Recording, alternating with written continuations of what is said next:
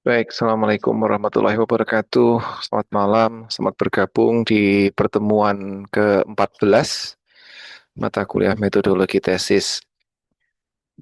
Minggu di pertemuan sebelumnya, saya menyampaikan anatomi dan keterkaitan antar komponen di bab satu. Eh, Bagaimana cara di mana menemukan letak urgensi penelitian di bab satu dan lain sebagainya. Nah, bedanya di bab 2 ini yaitu tinjauan pustaka itu seperti tidak ada template seperti bab satu. Namun saya akan share beberapa kiat untuk menyusun bab 2 dengan eh, secara sistematis begitu. Em, saya ingin menyampaikan beberapa hal dulu di classroom sebelum melangkah lebih jauh. Ada dua materi yang saya unggah linknya, tinjauan pustaka bagian satu, tinjauan pustaka bagian 2. Yang bagian satu ini slide atau materinya lebih banyak membahas um, tentang tata cara melakukan tinjauan pustaka. Kalau yang bagian 2 itu lebih kepada penulisannya. Mungkin kemarin sudah disampaikan, ini telah disampaikan sebelumnya, tapi ini barangkali ada approach atau ada pendekatan yang berbeda. Lalu sesuai dengan apa yang saya sampaikan di pertemuan sebelumnya, ada beberapa langkah melakukan systematic literature review yang yang hasilnya bisa dipublikasikan dengan harapan menggugurkan kewajiban publikasi eh, yang ditetapkan oleh ITS. Di sini ada langkah-langkah melakukan systematic literature review atau SLR, lalu menyusun publikasi SLR menggunakan kerangka Prisma 2020. Lalu yang ada panduan terakhir yang saya susun adalah strategi publikasi ilmiah dari penyiapan naskah hingga ke jurnal berreputasi. Tiga langkah atau panduan yang saya sematkan di classroom ini sifatnya melengkapi. Anda bisa membaca di saat apa ya in your own time lah begitu. Baik, tinjauan pustaka. Saya kira kalau ini dasar-dasarnya sudah pernah disampaikan sebelumnya. Saya cuma pengen refreshing saja. Gitu. Um, Ya, tentunya tinjauan pustaka itu membangun fondasi teoretis dan memastikan kalau kita tidak melakukan pengulangan yang tidak perlu karena sekarang ini adalah abad ke-21. Saya sering mengatakan ke teman-teman bahwa ini abad ke-21 ini there is nothing new, saya bilang gitu. Everything has been done, everything has been discovered. Yang bisa kita lakukan hanyalah mengubah apa yang sudah ada dan build on top of what everyone else has done. Jadi lebih kepada continuous improvement dan evolution daripada revolusi-revolusi yang um, revolusi-revolusi ilmiah yang bombastis begitu. Selain itu, tinjauan pustaka juga meningkatkan kredibilitas Anda sebagai peneliti. Ini tinjauan pustaka itu menunjukkan kalau Anda memahami bidang studi Anda dan membuat argumen-argumen di temuan penelitian. Jadi di saat menyusun bagian hasil dan pembahasan itu lebih valid dan dan dapat dipercaya. Oke, yang sering kali yang sering kali saya temukan itu adalah eh, apa? Maaf. Ya, yang sering kali saya temukan itu tinjauan pustaka itu lebih lebih apa ya banyak terdiri atas rangkuman-rangkuman materi atau rangkuman-rangkuman referensi yang sudah ada. Padahal tujuan utama kita melakukan tinjauan pustaka itu adalah untuk mengidentifikasi knowledge gap atau kesenjangan pengetahuan, kesenjangan informasi. Um, dan disinilah kita menyampaikan, menyajikan sebuah area atau sebuah um, fokus yang belum lengkap atau mungkin pendapat-pendapat yang kontradiktif atau belum sepenuhnya dieksplorasi. Jadi kesenjangan ini bukan apa ya? Iya, seperti yang saya tulis di sini bukanlah sebuah kekurangan, tapi undangan untuk eh, membangun di atas pengetahuan yang sudah ada. Jadi barangkali walaupun ini abad ke-21 seperti yang saya sampaikan tadi, everything has been done, has been discovered, tapi kita masih bisa menawarkan perspektif yang baru gitu. Jadi saatnya tinjauan pustaka ini adalah saatnya kita membaca dan mencari pertanyaan yang belum terjawab dari studi-studi sebelumnya, mencari temuan-temuan yang saling bertentangan, mana yang di antara berbagai macam penelitian dan mengidentifikasi area-area yang belum cukup diselidiki. Nah, ada 4 langkah yang untuk menyusun atau melakukan, bukan menyusun, tinjauan pustaka, yaitu sebentar, yaitu pencarian sistematis dulu. Itu dari basis-basis data akademis menggunakan kata-kata kunci ditambahi dengan operator-operator Boolean. Lalu kita melakukan evaluasi kritis atau critical evaluation. Um, ada beberapa pertanyaan yang bisa kita ajukan kepada diri kita sendiri tentunya, dan ini harus kita jawab sendiri. Apakah desain penelitian yang dari sumber yang kita temukan itu kuat? Apakah ukuran sampelnya cukup besar dan representatif? Apalagi jika studi yang Anda temukan itu adalah studi-studi yang berbasis data-data kuantitatif, data-data statistik, maka ukuran sampelnya harus besar. Gitu. Misalnya untuk membangun model matematis menggunakan structural equation modeling SAM atau SAM PLS misalnya, ya ukuran sampel jangan cuma 50 atau 100 ya, idealnya 300 atau 400, dan semakin banyak semakin banyak sampelnya semakin baik modelnya dan semakin representatif. Berbeda dengan penelitian kualitatif. Kalau penelitian kualitatif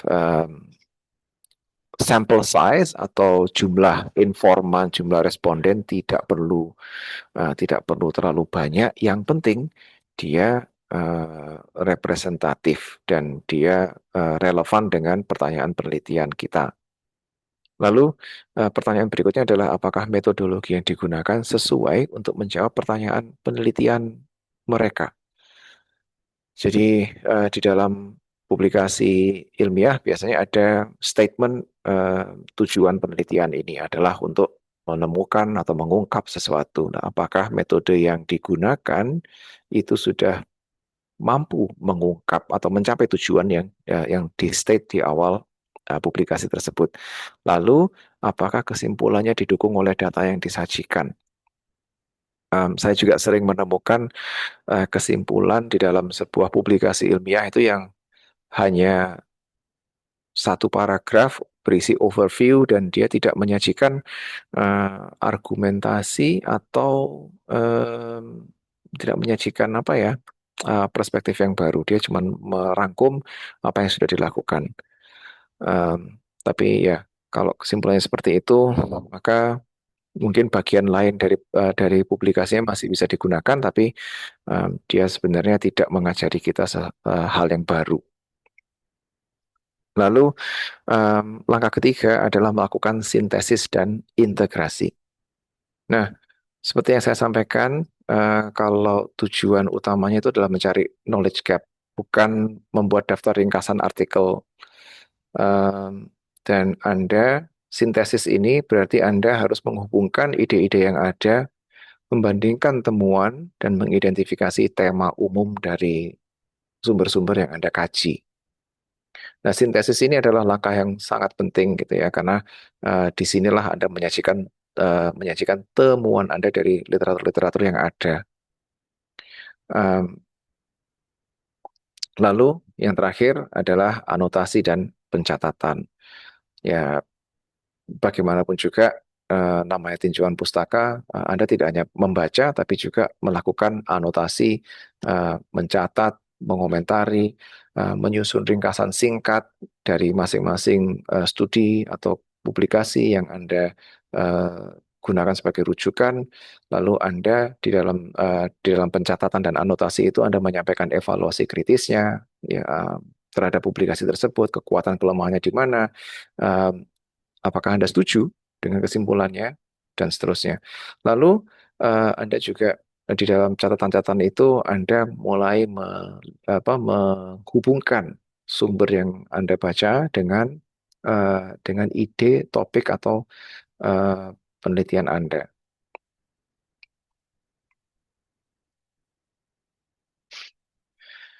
Salah satu cara untuk mendokumentasi dan menyusun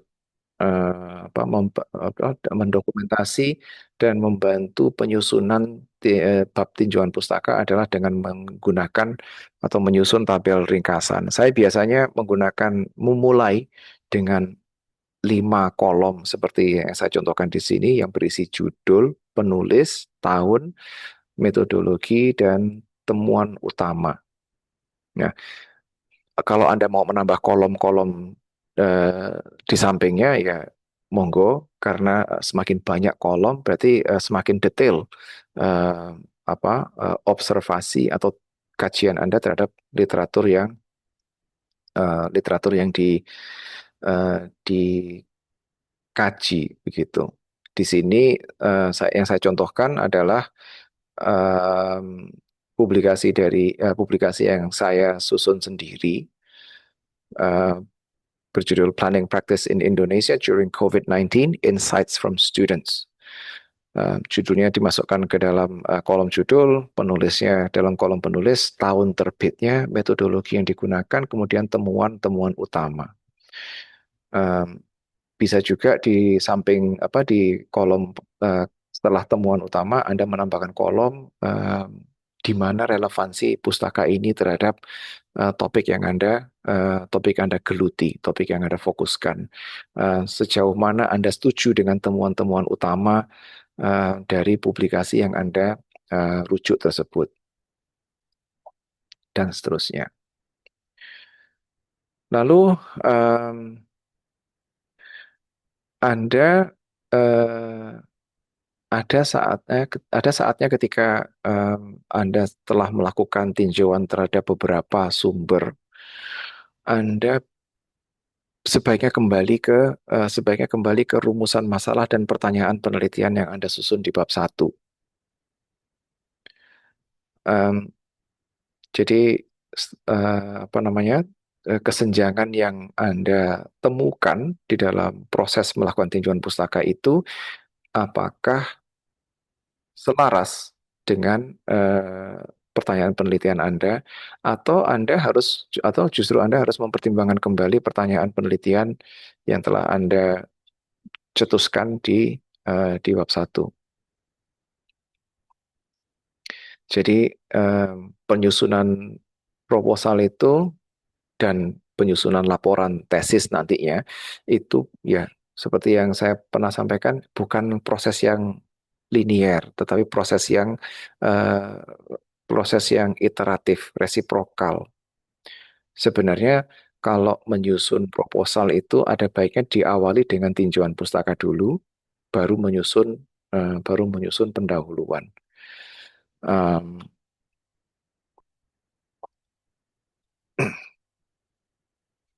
dan lagi-lagi kalau kita kembalikan ke pertanyaan penelitian, maka ada beberapa hal yang perlu kita tanyakan kembali. Apakah sudah jelas? Apakah cukup spesifik untuk dijawab dalam lingkup waktu dan sumber daya yang Anda miliki? Apakah kompleks? Apakah pertanyaan ini membutuhkan riset dan analisis mendalam? Bukan sekedar iya atau tidak. Apakah dapat diteliti? Artinya, ketika Anda mengajukan pertanyaan itu, apakah Anda memiliki akses ke data, akses ke sumber daya, waktu, dan apakah Anda cukup familiar dengan metodologi yang diperlukan untuk menjawab pertanyaan Anda? Karena bagaimanapun juga, tesis yang baik adalah tesis yang selesai. Jadi, hmm, checklist ini membantu Anda untuk kembali apa ya, berefleksi sejauh mana topik yang Anda geluti itu bisa dieksekusi. Oke. Jadi secara in a nutshell begitu ya, tinjauan pustaka itu adalah proses penemuan. Em, Anda memetakan apa yang telah diketahui, dan apa yang belum atau tidak diketahui. Kontribusi Anda terhadap pengetahuan adalah ya mengidentifikasi atau mendefinisikan pertanyaan yang belum terjawab, meng-highlight temuan-temuan yang bertentangan, atau meng-highlight, mengungkap area-area yang belum dieksplorasi. Dan sekarang saya ajak Anda untuk mengeksplorasi em, slide deck selanjutnya, yaitu strategi penulisan bab tinjauan pustaka. Oke, setelah Anda mengetahui langkah-langkah melakukan tinjauan pustaka, maka em, langkah selanjutnya adalah menulis atau menyusun tinjauan pustaka itu. Hmm, Lagi-lagi dilakukan dari pencarian sistematis, Anda perbarui kalau bisa tinjauan pustaka ini secara berkala. Jadi bahkan ketika setelah Anda menyusun proposal, dan saat menyusun laporan tesis, saya sering mengatakan kepada bimbingan saya bahwa em, tinjauan pustaka itu tidak statis. Saat Anda melakukan analisis, menyusun metodologi, dan lain sebagainya, bahkan ketika mendapatkan hasil, ada kemungkinan bahwa hasil yang Anda peroleh itu tidak bisa dijawab atau tidak bisa dijelaskan dengan apa namanya, dengan pustaka yang sudah dikaji. Anda mungkin harus menambah literatur, memberikan literatur tambahan dan seterusnya. Jadi terus diupdate sampai final submission begitu.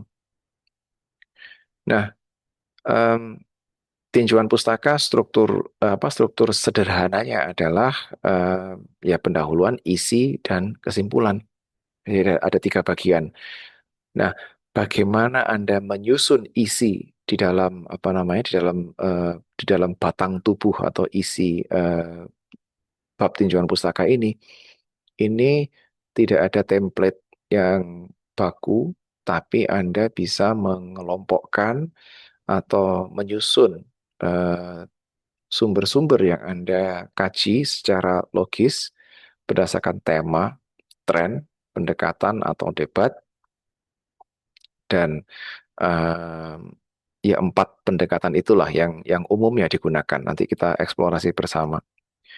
Dan kesimpulan ini adalah yang saya sampaikan sebelumnya, sintesis gitu ya. Em, Rangkuman kontribusi utama, hubungan antar sumber, kontradiksi, dan lain sebagainya. Nah, dalam batang tubuh bab tinjauan pustaka itu, Anda bisa menyajikan argumen Anda dengan pendekatan narasi, tematik, kronologis, atau metodologis. Ini tergantung fokus penelitian Anda tentunya. Yang pertama adalah narasi. Kalau narasi ini dia berarti Anda bercerita tentang bercerita secara bebas. Kekuatan dari pendekatan naratif ini fleksibel. Dia bisa memberikan gambaran umum yang luas dan bisa mensintesis literatur yang beragam. Anda bisa menghubungkan, mengkaitkan antar satu literatur dengan literatur yang lainnya, walaupun mungkin temanya terlihat sekilas terlihat berbeda jauh. Tapi pendekatan naratif ini biasanya kurang sistematis dan berpotensi untuk bias karena apa? Anda sendiri yang mengatur, Anda sendiri yang bercerita, Anda sendiri yang menghubungkan. Itu sulit untuk membandingkan temuan-temuan di dalam literatur secara langsung. Pendekatan berikutnya adalah pendekatan tematik, di mana Anda menyusun atau mengorganisir literatur-literatur yang kompleks berdasarkan tema-tema utama.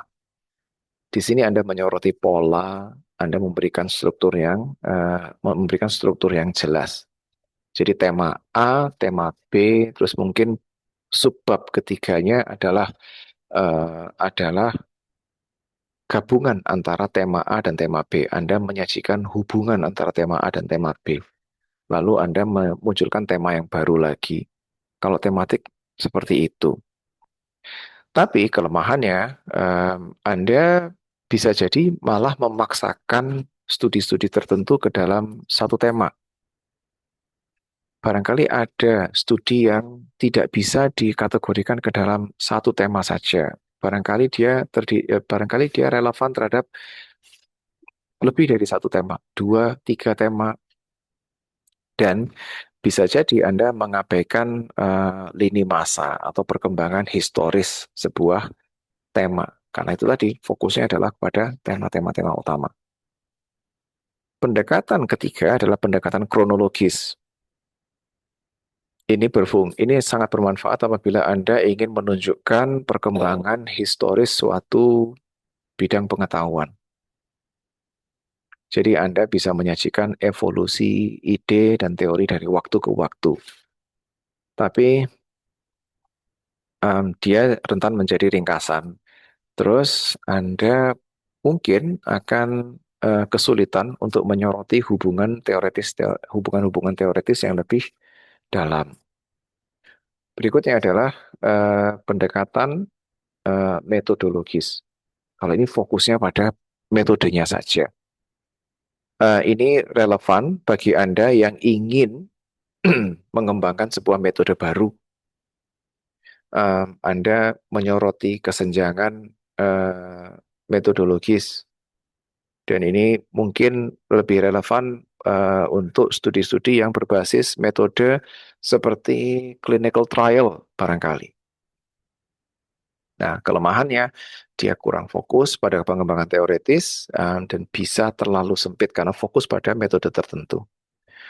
Nah, barangkali ada yang bertanya, boleh nggak kalau kita menggunakan lebih dari satu pendekatan dalam menyusun bab tinjauan pustaka?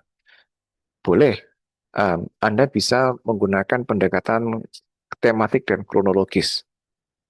Jadi Anda mengorganisir berdasarkan tema-tema, terus kemudian di dalam masing-masing tema itu Anda menunjukkan pengembangan historis tema tersebut. Misalnya poverty atau kemiskinan. Temanya adalah kemiskinan perkotaan. Anda menyoroti perkembangan fenomena kemiskinan di perkotaan dari masa ke masa. Itu kan kombinasi antara tematik dan kronologis. Metodologis dengan kronologis juga bisa. Anda menyoroti perkembangan sebuah metode, diurutkan dari awal dia dicetuskan sampai ke perkembangannya di era kontemporer misalnya. Dan tentunya pendekatan-pendekatan ini bagaimanapun juga dia masih butuh pendekatan atau em, dia masih butuh pendekatan secara naratif karena Anda bagaimanapun juga Anda bercerita, Anda menceritakan kepada pembaca em, bagaimana tema-tema ini saling berkaitan, em, bagaimana kronologinya, bagaimana perkembangan metodologinya, bagaimana apa, bagaimana relevansinya terhadap penelitian Anda secara luas dan seterusnya. Nah, lalu berikutnya adalah sintesis literatur. Saya tadi menyampaikan kalau sintesis adalah bagian paling krusial dari tinjauan pustaka. Em, saat Anda melakukan sintesis, Anda bisa memulainya dengan mengidentifikasi kesamaan dan perbedaan. Anda coba temukan konflik atau kontradiksi antar peneliti. Lalu terakhir adalah menyusun narasi yang mengarah pada research gap atau gap penelitiannya. Misi.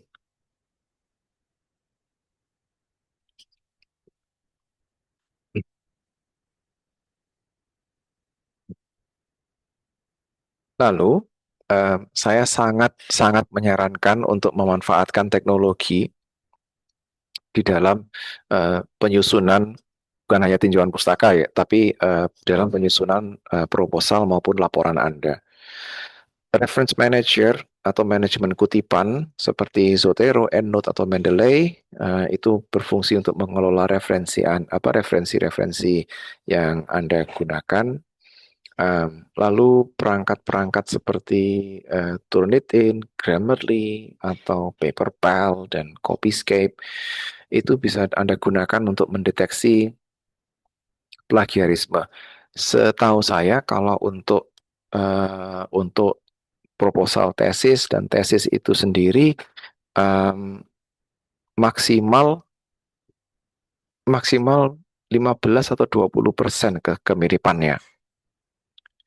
Jadi gunakan alat-alat pendeteksi plagiarisme ini untuk meninjau uh, seberapa naskah yang Anda gunakan, yang Anda susun itu mirip dengan publikasi atau naskah-naskah ilmiah yang lain. Lalu yang ketiga adalah untuk ya penulisan dan kolaborasi. Um, kalau untuk penyusunan proposal dan atau laporan tesis mungkin tidak akan terlalu banyak Anda tidak akan melakukan terlalu banyak kolaborasi dengan pembimbing atau pihak-pihak lain. Tapi saat Anda menyusun sebuah artikel untuk publikasi, maka ya tentunya Anda akan butuh berkolaborasi dengan pembimbing Anda atau co-author yang lain. Dan alat-alat kolaboratif seperti yang saya contohkan di sini ada logonya Overleaf. Ini bisa ini bisa ini memungkinkan Anda untuk meninjau, mengedit dokumen secara real time. Dia seperti Google Docs lah, seperti Google Docs atau seperti Microsoft Word yang dikeroyok bersama-sama di OneDrive misalnya. Jadi gunakan alat-alat apa seperti yang tercantum di sini untuk membantu Anda menyusun dokumen-dokumen proposal maupun laporan. Nah, um, large language models LLM seperti ChatGPT dan kawan-kawan itu boleh digunakan, tapi sebatas untuk memperbaiki penulisan, bukan untuk menghasilkan konten substantif. Karena seringkali LLM itu menghasilkan kutipan-kutipan yang tidak akurat, bahkan dia seringkali mengarang kutipannya sendiri. Nah, intinya ketika Anda berurusan dengan volume sumber yang cukup besar, seperti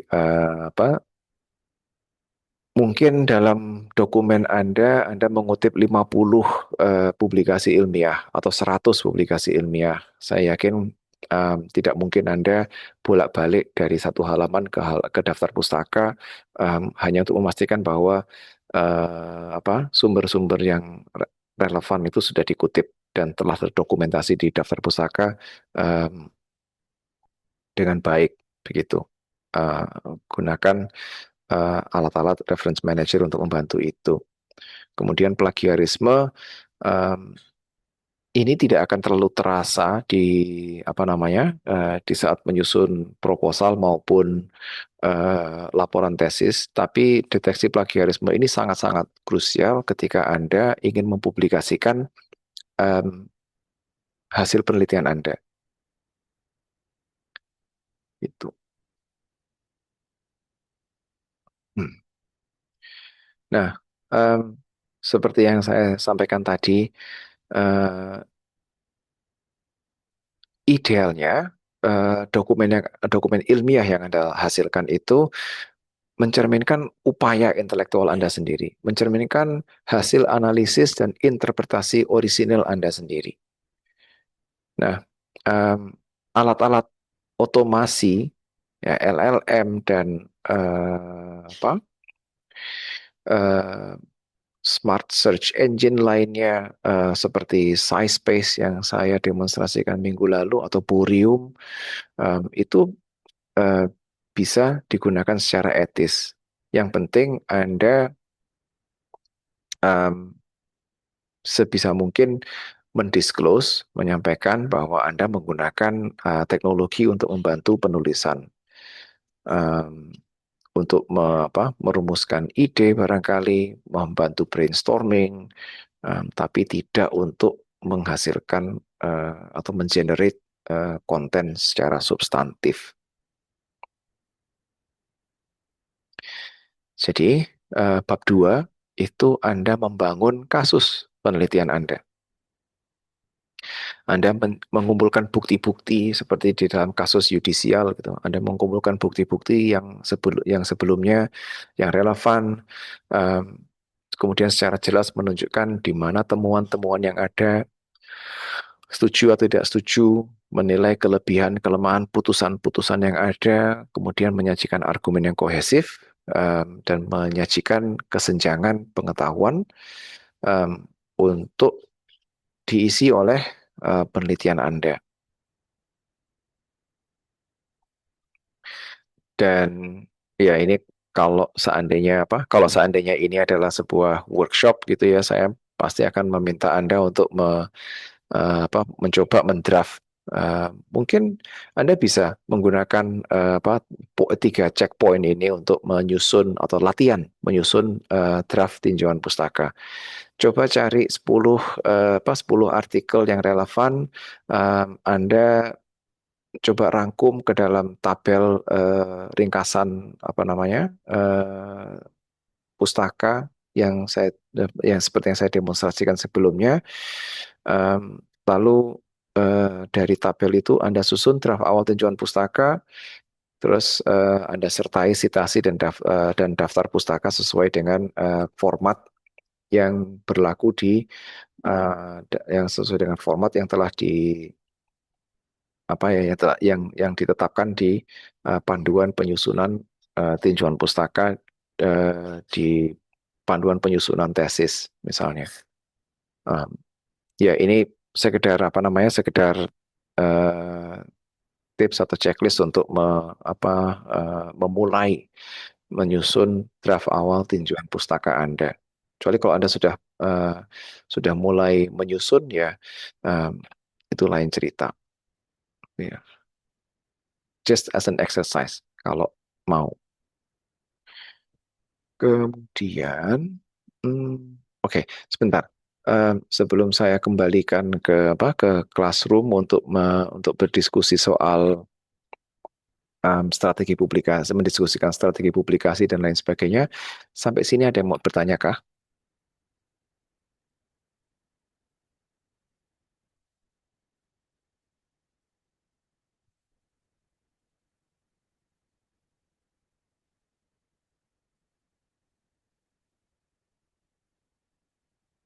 Monggo. Oke, Pak, makasih. Tadi terkait, saya kok kalau nggak salah dengar tadi untuk eh, tinjauan pustaka ini ya. Jadi tadi kalau nggak salah tadi terkait penyusunan tinjauan pustaka, habis itu kembali ke formulasi masalah dan pertanyaan penelitian, Pak. Itu saya betul gitu, Pak ya. J, Di betul. slide yang sebelumnya nih kalau nggak salah, bukan yang ini. Iya. Mm-mm. Nah, itu berarti apakah dalam kalau dalam penyusunan proposal kan tetap urut ya, Pak? Atau seperti apa dengan apa statement seperti tersebut? Makasih. Oke.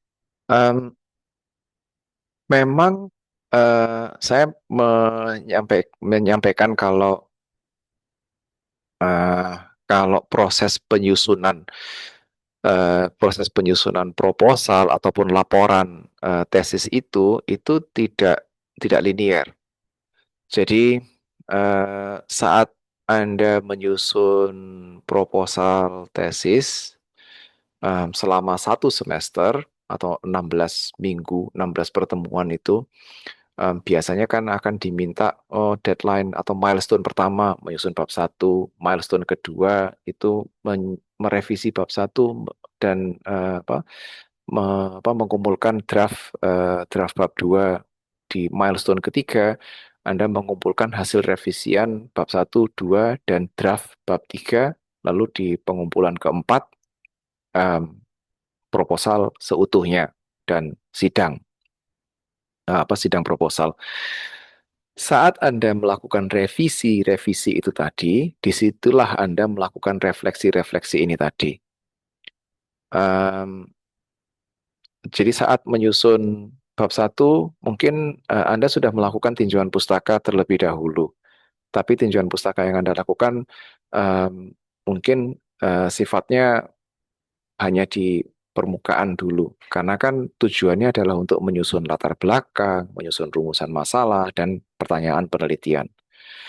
Em, Ketika Anda melakukan tinjauan pustaka yang sesungguhnya untuk menyusun bab 2 ini tadi, Anda mulai mendokumentasikan sumber-sumber yang Anda kaji, yang Anda tinjau, Anda tata ke dalam tabel ringkasan seperti ini. Ini kadang-kadang saya menyebut ini sebagai tabel ringkasan, kadang-kadang saya menyebutnya sebagai matriks tinjauan pustaka.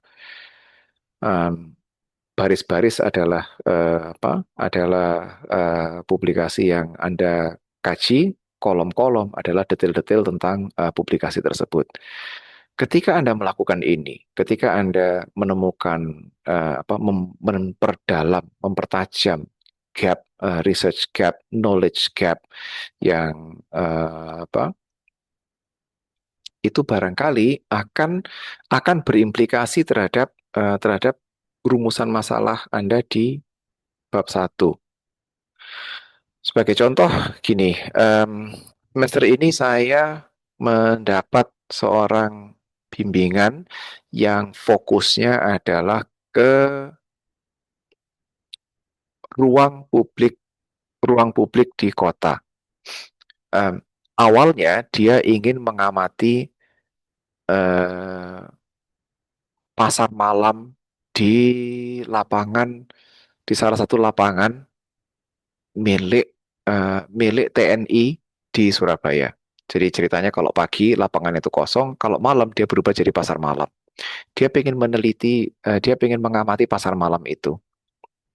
Ya saya biarkan aja. Em, Setelah dia merumuskan pertanyaan penelitiannya, yaitu apa saja yang mempengaruhi tata tertib dan penataan pasar malam. Ketika dia melanjutkan ke tinjauan pustaka, ternyata Pak, kok ketemunya itu lagi. Maksudnya nggak ada yang baru. Oh, kurang tempat sampah, kurangnya bangku, kurangnya fasilitas penerangan dan lain sebagainya. Hal yang sangat umum, sangat praktikal dan tidak menarik untuk diteliti. Akhirnya, setelah melakukan tinjauan pustaka itu, dia merefleksikan kembali ke pertanyaan penelitiannya dan memutuskan saya sepertinya lebih baik saya mengeksplorasi transformasi makna ruang dari waktu ke waktu dan transformasi berdasarkan penggunanya. Kalau pagi dia digunakan oleh TNI, berarti ruang itu berarti ruang itu memiliki makna apa? Kalau yang menggunakan Pemda itu maknanya berubah lagi. Kalau yang menggunakan publik berarti maknanya berubah lagi seperti apa? Seperti itu. Jadi sudah capek-capek nih menyusun bab satu ketika ketika waktunya tiba untuk mengumpulkan revisi bab satu dan draft bab 2 di milestone kedua, em, bab satunya berubah total. Terus ketika menyusun bab 3 dia mengalami kesulitan lagi. Ada beberapa variabel penelitian yang tidak bisa dia jelaskan secara lugas. Akhirnya saya bilang, udah Mbak, daripada kamu nanti jadi gila, hapus saja, Eh, hapus saja apa namanya variabel itu, kembali ke bab satu, tulis kembali batasan-batasan penelitianmu. Kamu hanya fokus ke apa-apa-apa, kamu hanya fokus ke A, B, C, D, E, yang lainnya tidak jadi diperdalam. Bab 2-nya berubah lagi.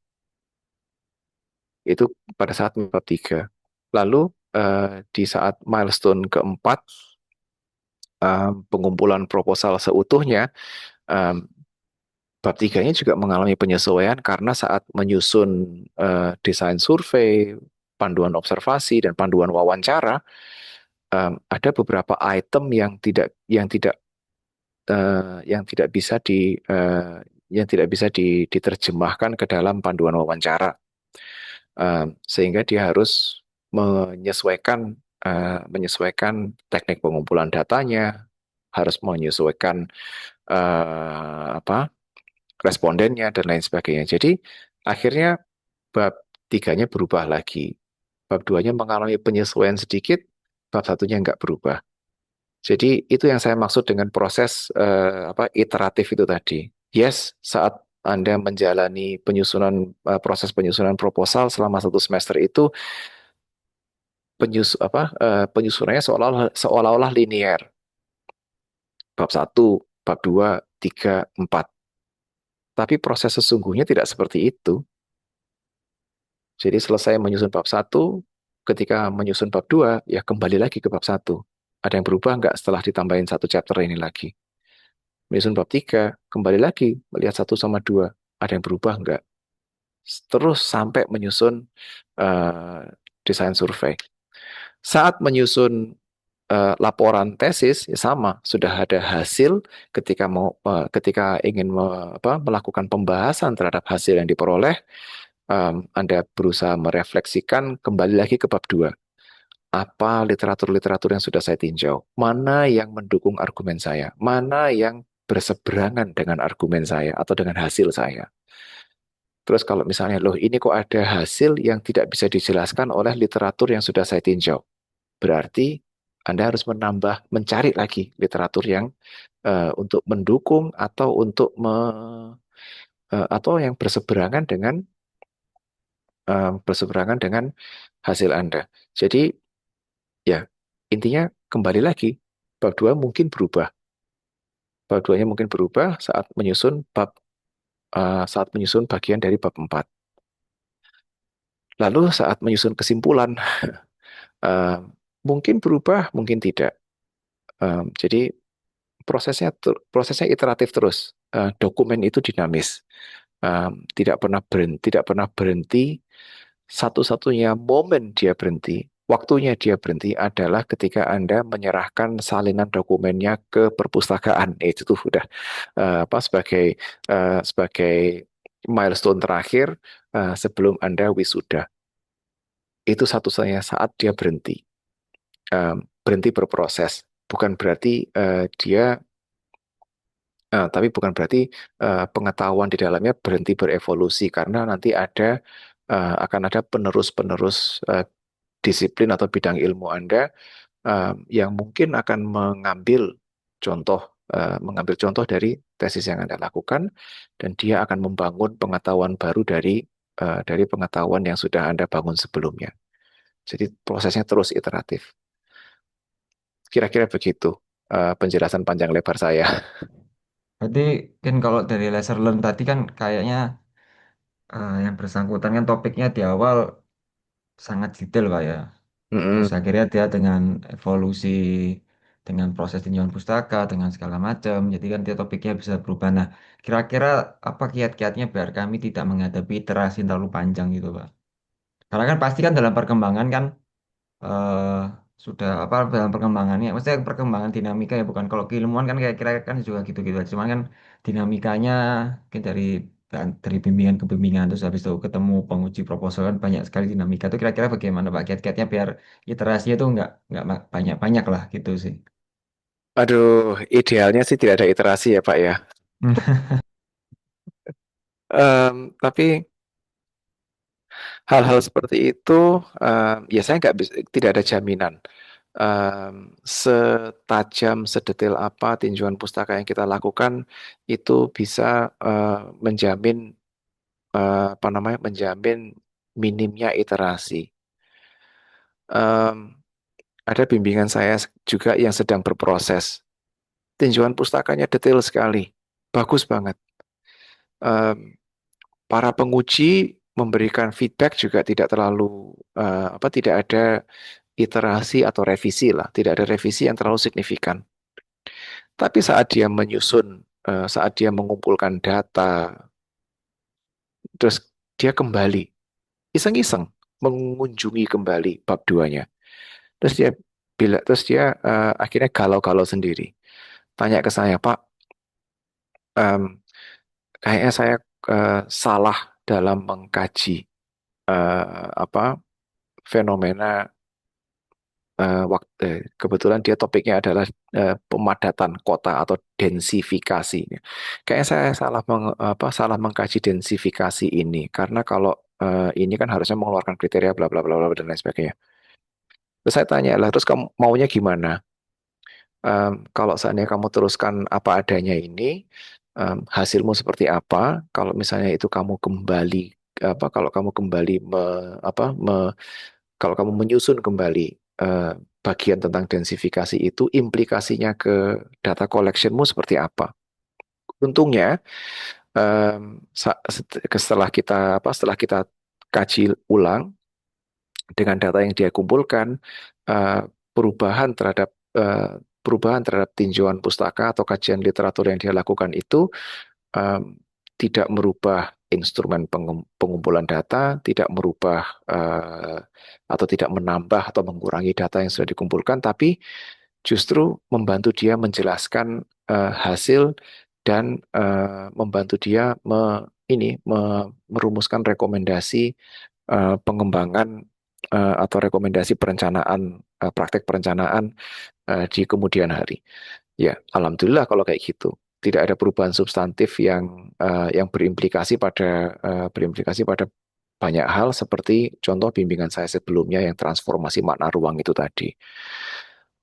Nggak ada jaminannya. Setiap kasus itu unik dan ya tidak ada tidak ada solusi yang sifatnya one size fits all. Kiat-kiatnya kalau menurut saya sih selama proses, sorry, bukan yang ini, selama proses sistematis ini telah dilakukan, ya Anda insya Allah bisalah meminimalisir iterasi-iterasi itu tadi. Em, selebihnya ya kita kembalikan ke yang maha kuasa dan penguji, saya kira begitu. Hmm, apalagi ya? Oh, a word of warning begitu. Ada kalanya di mana saat kita melakukan proses penyusunan ini, saya nggak tahu apakah pembimbing sudah ditentukan di semester ini atau baru akan menentukan di semester depan ya. Kayaknya baru semester depan ya. Em, di saat begitu Anda mulai berproses untuk menyusun menyusun proposal atau menyusun laporan tesis itu dengan pembimbing, em, saya mohon sebisa mungkin Anda tidak menjadi yes man eh, atau yes woman begitu ya. Artinya apa? Jangan sampai setiap masukan dari pembimbing itu Anda iyakan. Tidak perlu. Ada kalanya di mana barangkali pembimbing itu lupa fokus Anda itu sebenarnya kemana. Jadi beliau mungkin memberikan masukan yang loh kok gini ya. Ya, setiap kali ada feedback sebelum Anda respons, coba dicerna dulu. Karena jangan-jangan eh, iterasi-iterasi itu terjadi justru karena Anda mengiyakan mengiyakan masukan dari eh, pembimbing Anda. Tapi ya bukan berarti terus semuanya Anda tolak begitu ya. Selama ada argumen ilmiah yang bisa dipertanggungjawabkan, em, saya rasa nggak ada masalah kalau dibilang menolak kok terlalu keras ya.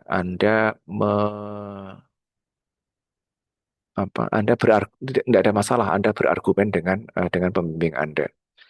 Begitu. Itu mungkin juga bisa jadi salah satu kiat untuk menghindari iterasi-iterasi itu tadi. Ada lagi mungkin?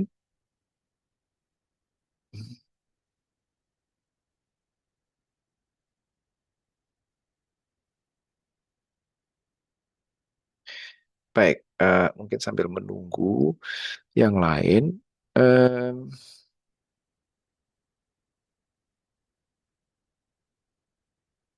eh, kok ini sih?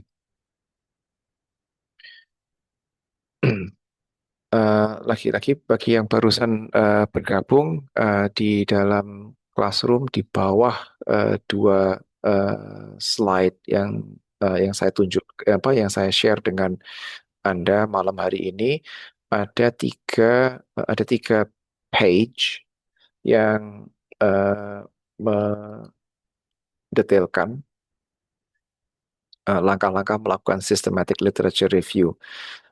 Systematic literature review ini eh, bisa Anda lakukan selain membantu menyusun bab tinjauan pustaka, tapi SLR ini bisa juga dipublikasikan. Tapi di sini saya detailkan ada beberapa perbedaan dari tinjauan sistematis dengan tinjauan pustaka biasa.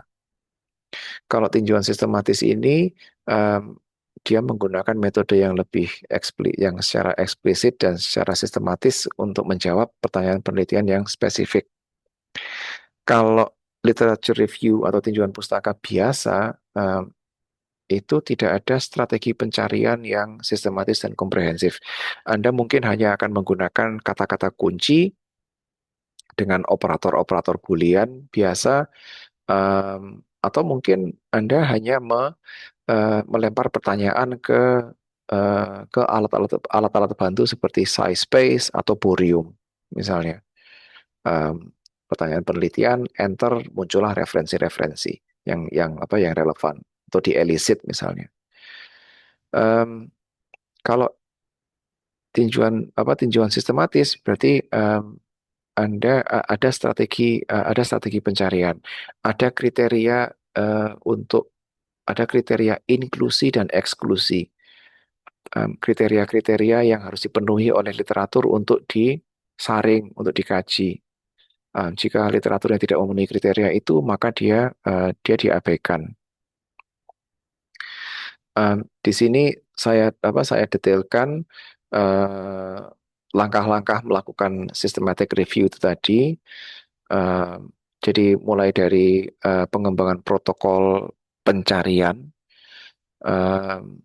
Di sini ada strategi juga untuk merumuskan pertanyaan penelitian. Pertanyaan penelitian di sini adalah pertanyaan penelitian untuk melakukan SLR itu tadi.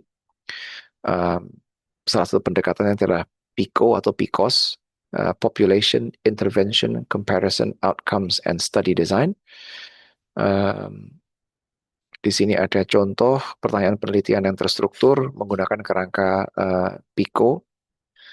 Uh, Kerangka ini juga bisa Anda coba terapkan di bidang disiplin Anda. Di sini contohnya adalah pertanyaan penelitian dari dunia medis gitu ya. Pada orang dewasa yang sehat, itu P-nya populasi, apakah suplementasi vitamin C, intervensi vitamin C-nya dibandingkan dengan placebo, pembanding comparison dapat mencegah dan mengobati flu biasa outcome. Di sini tidak ada S-nya atau study design gitu ya. Um, di sini juga ada yang lain kerangka alternatif lain untuk menyusun pertanyaan penelitian Spider Eclipse PEO. Um, Anda bisa bereksperimentasi begitu. Um, Mana yang pendekatan mana atau kerangka kerja mana yang sesuai dengan um, bidang yang Anda geluti. Di sini kemudian ada protokol tinjauan. Kemudian ini protokol tinjauan, registrasi protokol. Saya kira tidak perlu sampai melakukan registrasi protokol, tapi Anda bisa ke Inflasi atau Prospero Open Science Framework untuk mencari protokol pencarian atau protokol peninjauan pustaka yang sesuai dengan bidang Anda. Lalu Anda mulai melaksanakan tinjauan dengan mencari literatur. Di sini ada strategi pencarian. Jadi di awal itu masih tahap persiapan, di sini kemudian pengembangan strategi pencarian, Anda identifikasi sumber-sumber informasi yang relevan. Em, di sini sumber informasinya kalau untuk publikasi ilmiah bisa dari beberapa database. Ini kalau di bidang medis dan kesehatan, Medline, Embase, Cochrane, Central, PsycInfo. Anda juga bisa menggunakan database-database seperti Scopus atau database-nya Sage dan lain sebagainya. Di luar database tersebut disebut dengan gray literature. Dia biasanya informasi yang telah dikemas, diproduksi, dikemas oleh pemerintah, akademisi lain, um, market report dari bisnis dan industri yang tidak diterbitkan oleh penerbit komersil. Penerbit komersil seperti Wiley, Sage, Taylor and Francis, dan lain sebagainya. Nah, literatur-literatur abu-abu ini tetap bermanfaat. Um, dia bisa mengurangi bias publikasi. Um, Anda bisa ada beberapa sumber yang saya sebutkan di sini. Terus setelah itu Anda bisa menggunakan, terus kemudian Anda dokumentasikan strategi pencariannya. Nah, di sini pencarian yang Anda lakukan itu didokumentasikan termasuk tanggal pencariannya, filter yang digunakan, filter eh, rentang waktu atau kata kunci dan lain sebagainya. Em, Laporkan juga jumlah hasil yang muncul dari pencarian itu. Em, Lalu seleksi dan ekstraksi data dan seterusnya dan seterusnya. Saya kira ini lagi-lagi saya awalnya pengen mau membuat video, tapi saya kira kalau video itu harus di play bolak-balik. Kalau kayak gini lebih bagi saya sih lebih mudah untuk di Control F, Anda search langkah mana yang relevan. Begitu. Ada 5 tahap sampai ke pelaporan. Lalu itu yang langkah-langkah melakukan systematic literature review. Lalu yang kerangka Prisma ini fokusnya lebih ke bagaimana cara mempublikasikan hasil SLR itu tadi. Ya kembali dari pemahaman terhadap tinjauan pustaka dan SLR, kemudian SLR versus meta analisis, apa itu Prisma, dan lain sebagainya. Di sini, selain proses penyelesaian studi, metode sintesis, nah, di fase 4 ini mulai menyusun artikel SLR sesuai dengan struktur Prisma 2020. Em, terus, oke, ini sampai ke praktek, sampai ke best practice. Dan yang terakhir adalah panduan strategi publikasi ilmiah.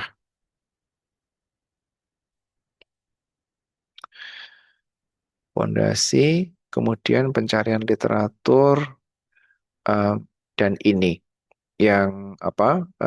Yang kemarin sempat kita singgung soal pemilihan jalur publikasi, khususnya untuk keperluan ini prasyarat kelulusan begitu ya, atau persyaratan wisuda. Apakah Anda akan mempublikasikan di seminar atau jurnal ilmiah? Di sini saya coba highlight perbedaan-perbedaan em, publikasi di seminar dengan publikasi di jurnal ilmiah gitu. Nah, mungkin yang paling yang paling di highlight adalah waktu publikasi. Dia memang lebih cepat. Kalau eh, jurnal ilmiah dia bisa makan waktu berbulan-bulan. Ya,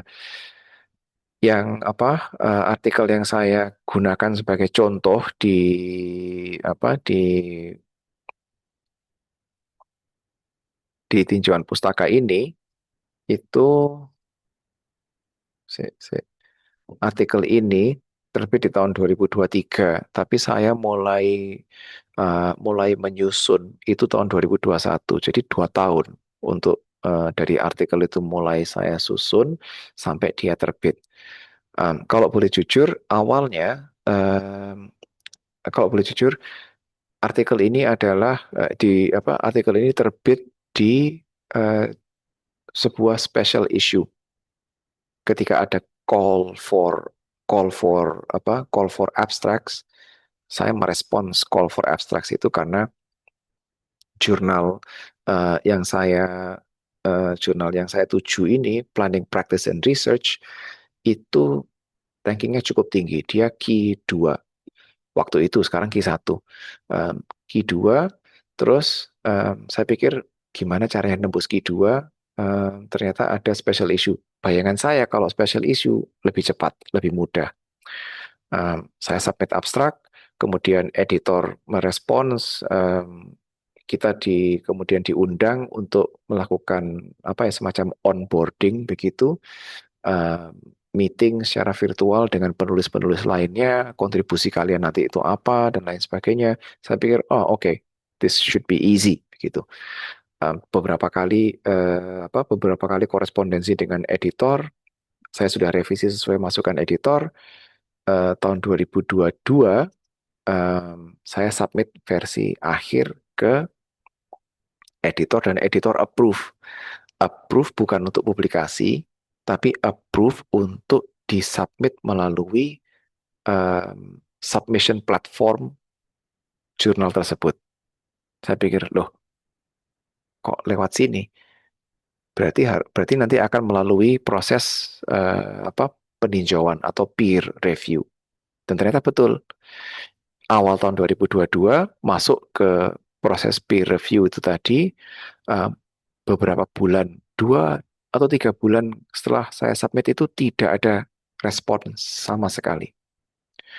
Tiba-tiba ada email masuk, setelah 3 bulan ada email masuk, eh, 3 orang reviewer telah memberikan masukan, dan masukan itu merubah substansi secara drastis, baik dari khususnya dari struktur sih, dari struktur, cara penyajian, cara menyampaikan argumentasi dan lain sebagainya. 1 bulan untuk merevisi, kemudian saya submit lagi, direvisi lagi sampai 5 kali kalau nggak salah. Akhirnya setelah final submission di-approve oleh ketiga reviewer, terbitlah dia eh, di Jurnal Planning Practice and Research pada tahun 2023. Itu pun 2023 bulan Mei atau Juni. Padahal saya eh, mulai dari menyusun abstrak itu di bulan April tahun 2021. Jadi lebih dari dua tahun lah proses dari awal sampai ke penerbitan. Jadi bisa makan waktu yang cukup signifikan.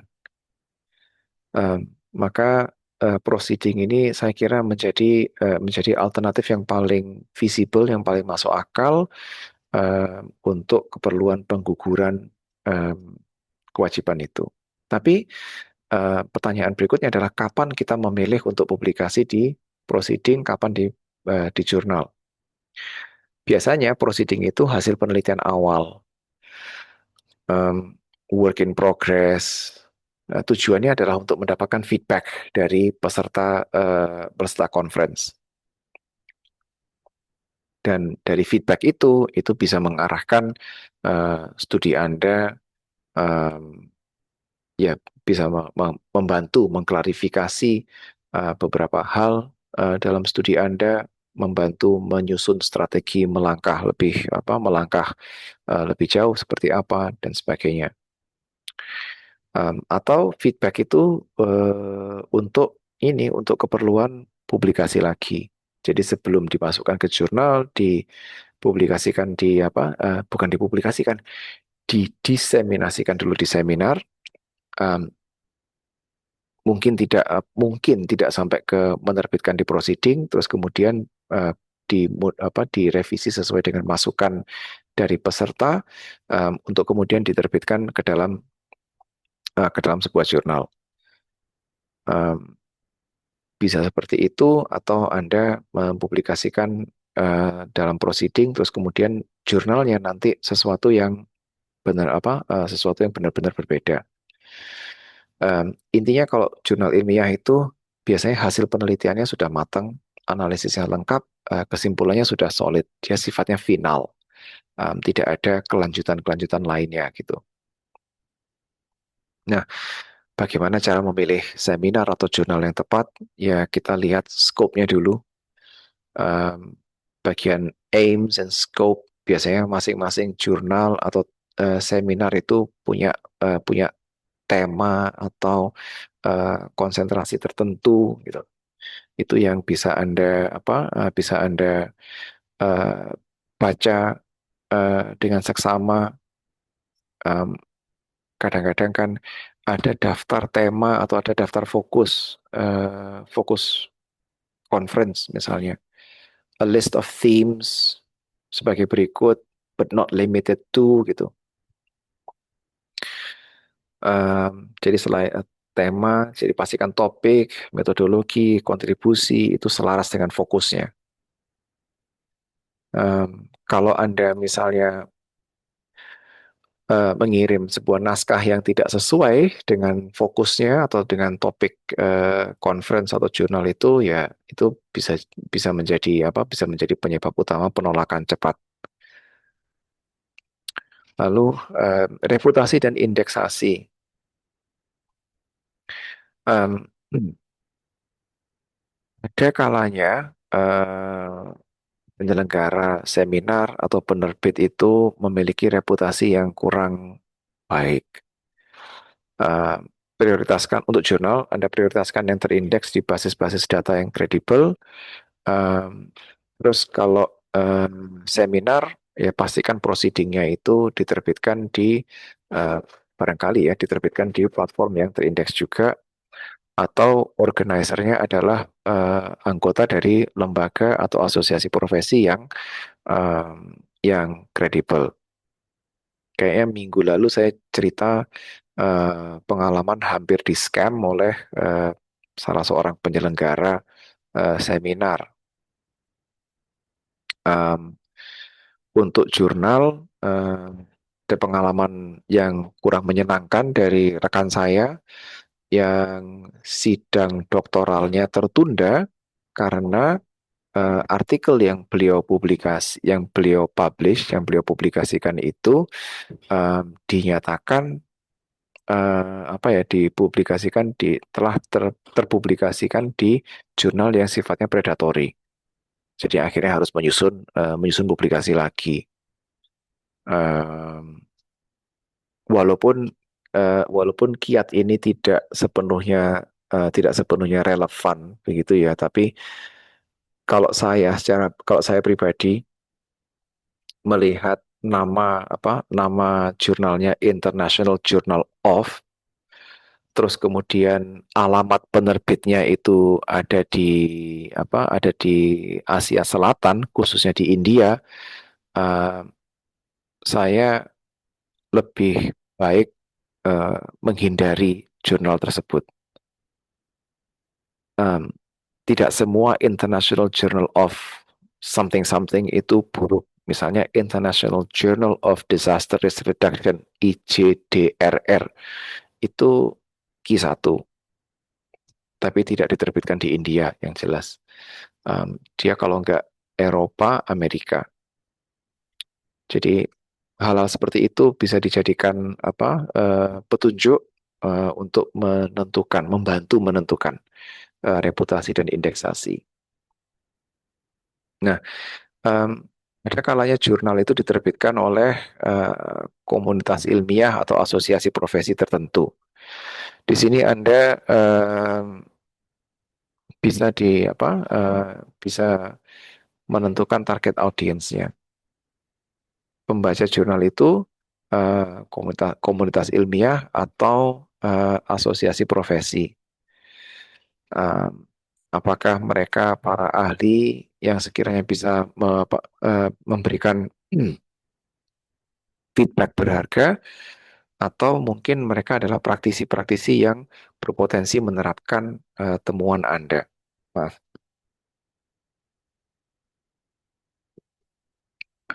Lalu em, ini khususnya untuk jurnal sih. Anda juga bisa meninjau artikel-artikel yang telah terbit. Biasanya mereka akan ada current issue, terus kemudian previous issues gitu. Um, itu bisa membantu Anda memutuskan untuk menerbitkan di jurnal yang Anda tuju, atau Anda harus mencari jurnal yang lain. Um, Poin keempat di dalam kiat memilih ini juga 50-50 kalau menurut saya. Um, Artikel saya yang kemarin tertolak itu sudah saya tinjau, dan saya kira sudah sesuai dengan artikel-artikel lain yang telah terbit, tapi ternyata ya tertolak juga, dan parahnya editor tidak memberikan alasan kenapa. Ya, kalau sudah kayak gitu nasib-nasiban begitu.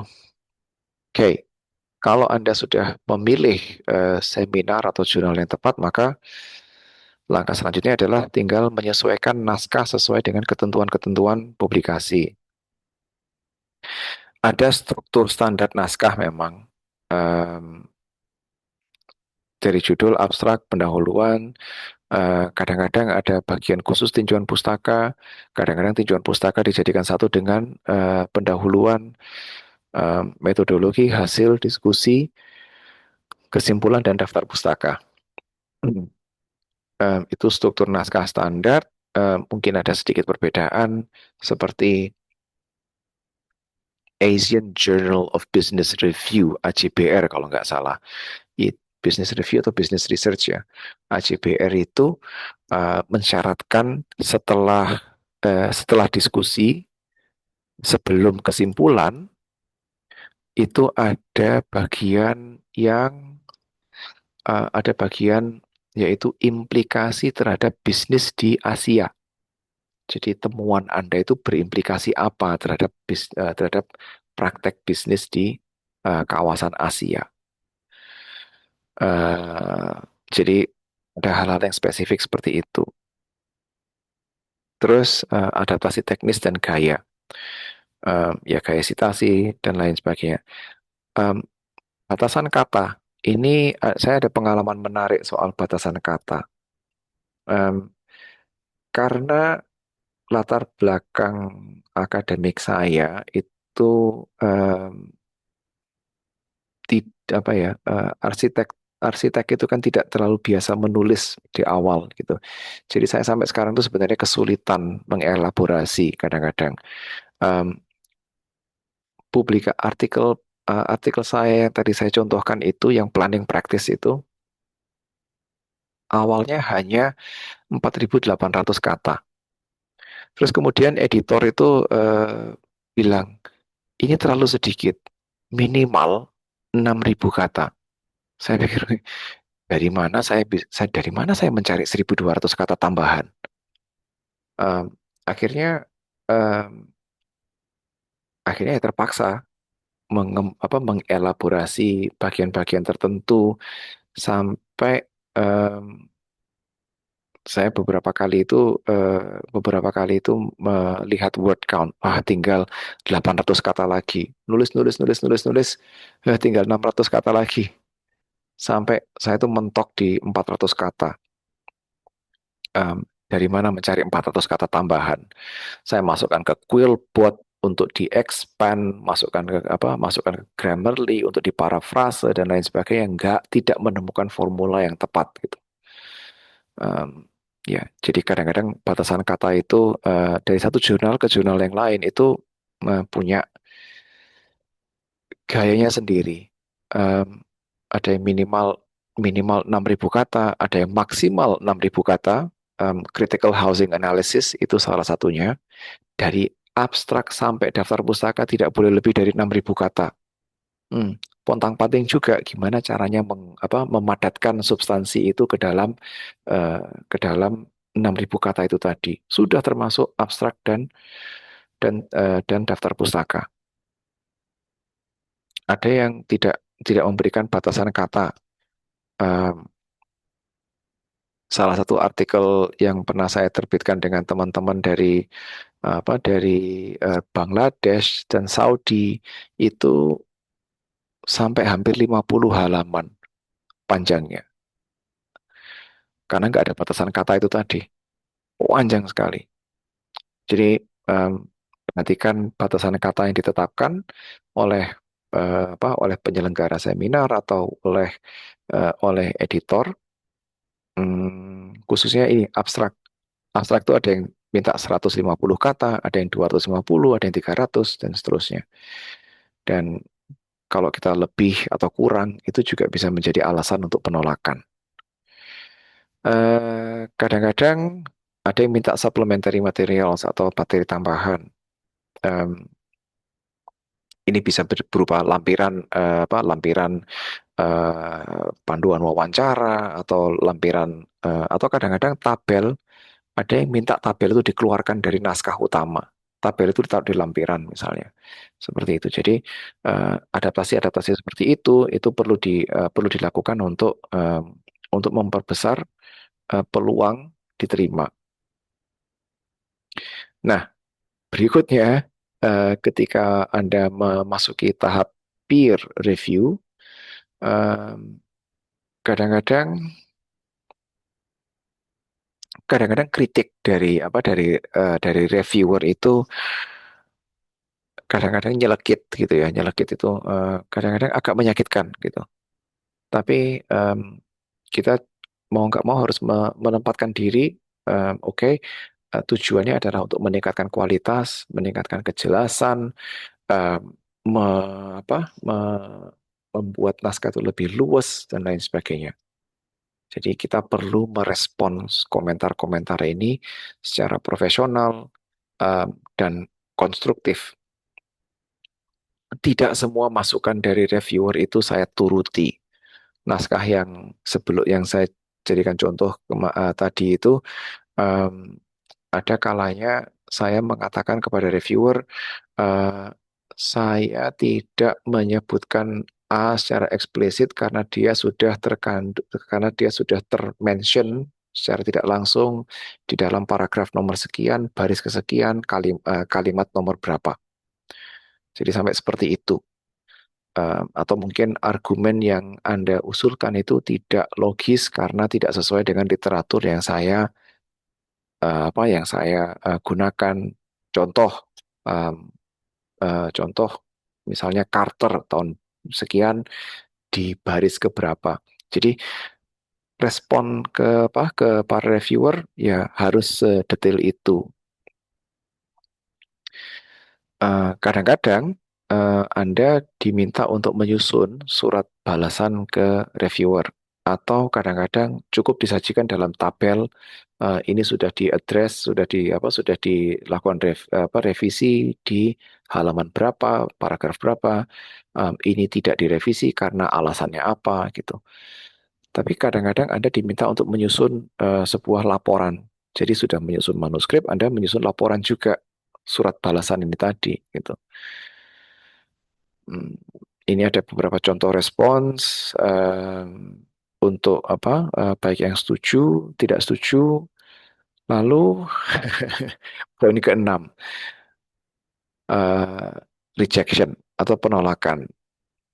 Em, Sejauh ini kalau saya mengalami penolakan ya sudah, saya langsung ya udah cabut aja, ganti jurnal.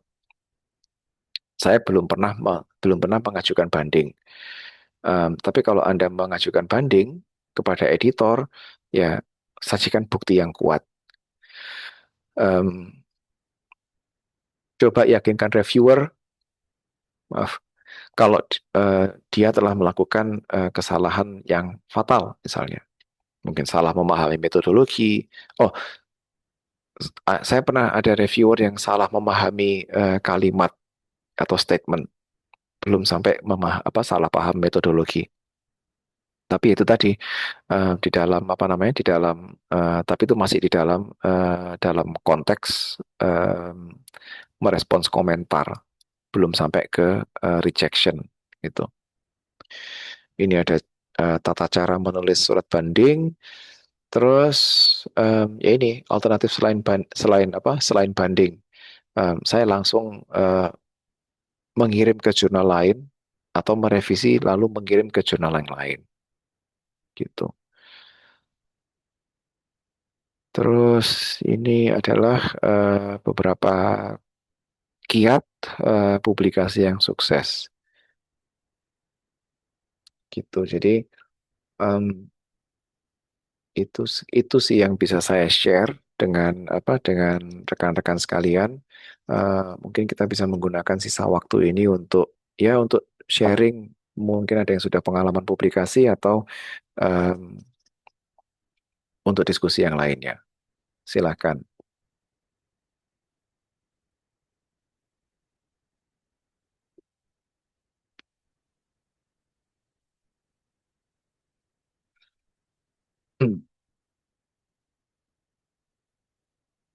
Sambil menunggu diskusi, bagi yang terlambat bergabung, silakan melengkapi daftar hadirnya.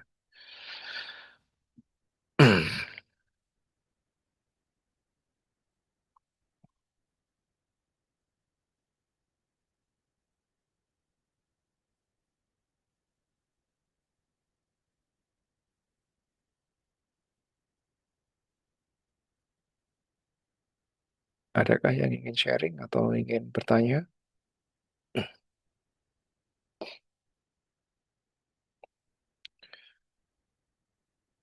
atau ingin mengeksplorasi panduannya dulu juga nggak apa-apa. Em, Apabila ingin menyampaikan pertanyaan, oh, udah ada anunya. eh Apabila ingin menyampaikan pertanyaan em, di luar kelas, di luar jam ini ya, di luar jam perkuliahan, saya bisa menambahkan ini deh supaya tidak menjadi dialog dua arah saja, tapi yang lainnya juga bisa ikut forum.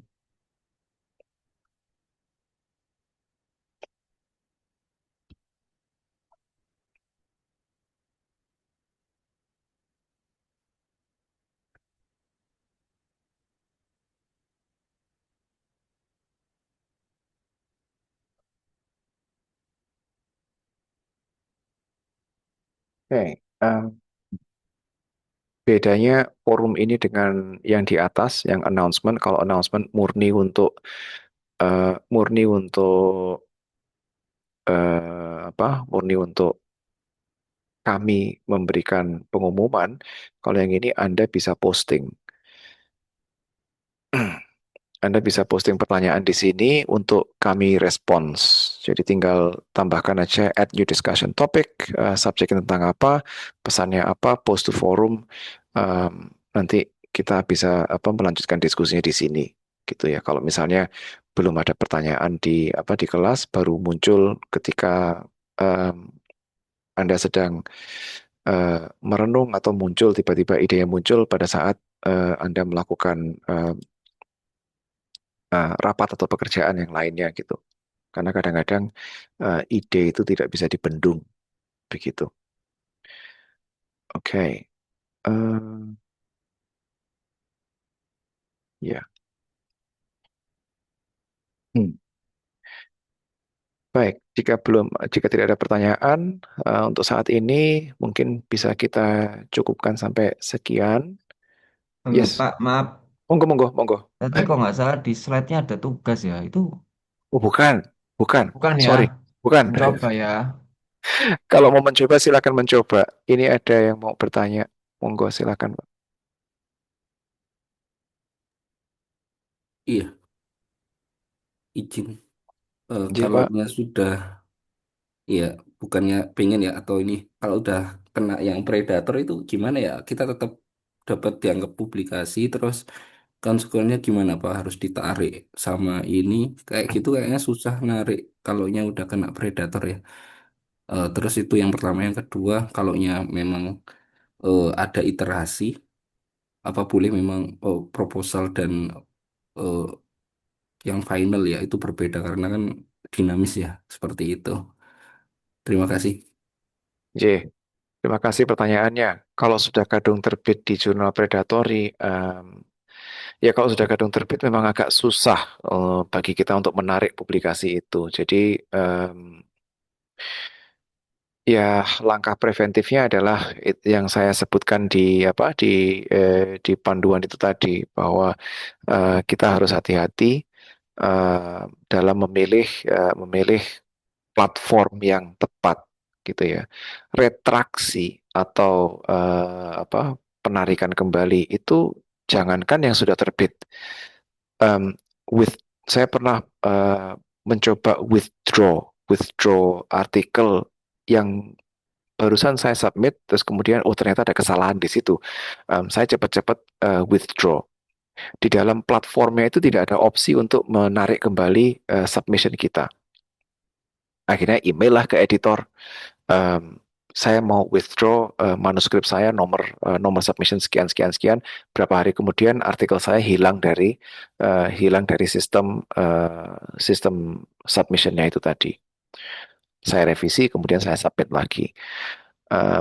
Jadi di dalam proses penerbitan pun itu juga sudah susah gitu. Kalau sudah kadung terjadi gimana? Ya sudah mau gimana lagi? Itu menjadi catatan di dalam rekod kita. Saya juga ada kok satu publikasi yang terbit tahun 2013, lebih dari 10 tahun yang lalu. Itu sama kasusnya, sudah kadung terbit, ternyata dia termasuk ke dalam daftar predatory. Awalnya nggak masuk, tiba-tiba berapa bulan kemudian dia masuk. Jadi setelah terbit dia malah masuk. Em, ya udah mau gimana lagi? Nggak bisa saya tarik kembali. em, Akhirnya saya biarkan.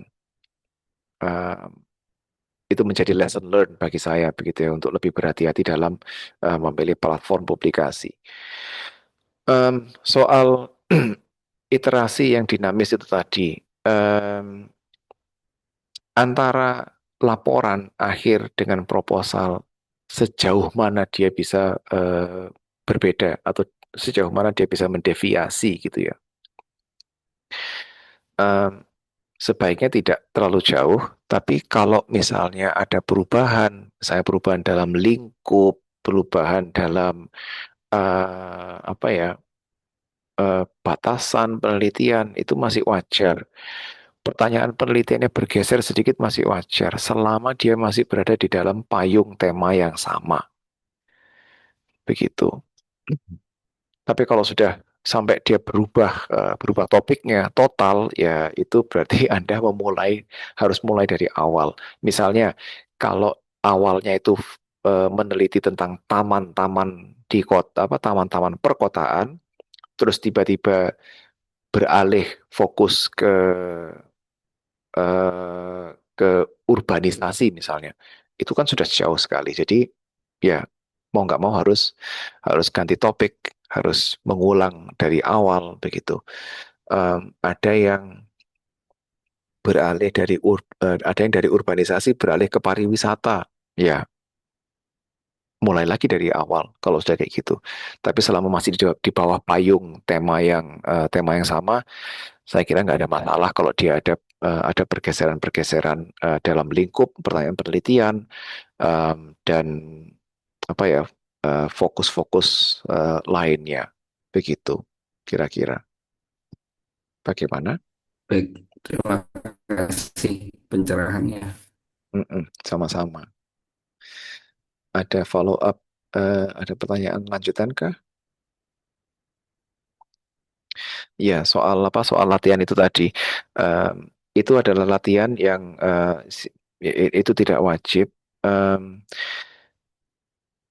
karena kebetulan materi yang saya sajikan tadi itu adalah materi yang totally new gitu ya. Kemarin kami diminta untuk kami diundang untuk raker, penyusunan modul baru, sehingga materi tayang tadi adalah materi tayang dari modul baru yang sedang kami susun gitu. Jadi itu bukan bagian dari evaluasi di dalam mata kuliah ini. Begitu. Ya, bila tidak ada lagi yang ingin bertanya, kita bisa melanjutkan diskusinya secara online melalui forum. Em, gitu, kurang lebihnya mohon maaf. Em, Selamat istirahat. Selamat malam. Assalamualaikum warahmatullahi wabarakatuh. Waalaikumsalam. Waalaikumsalam. Terima kasih, Pak. Oke, terima kasih.